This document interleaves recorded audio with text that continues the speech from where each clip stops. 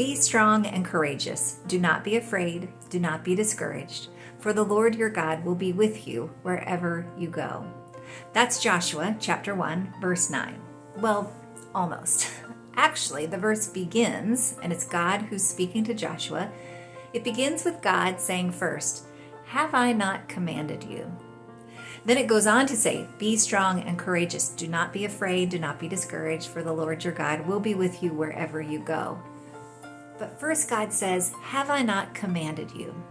Now God's not commanding Joshua to be strong and courageous here. God's actually reminding Joshua that God has given Joshua his commands, instructions, his will concerning what to do, which in Joshua's case is to lead the people into the promised land.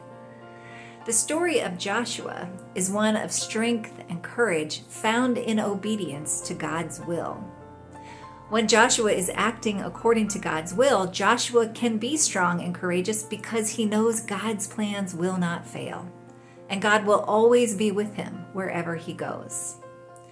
Now, maybe you need some strength or some courage to face something in your life today. You can always turn to God, who is always with you, and ask him for the strength and the courage that you need.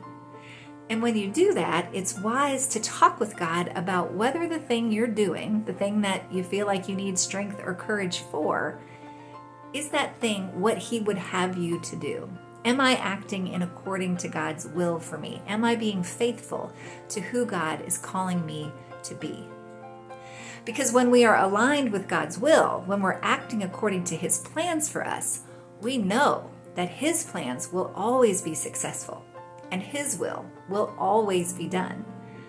Knowing that we are moving within God's will and knowing that his will cannot be thwarted, that is where our strength and our courage comes from.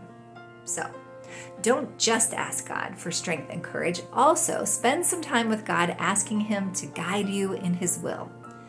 Spend some time aligning your heart and desires with those of God.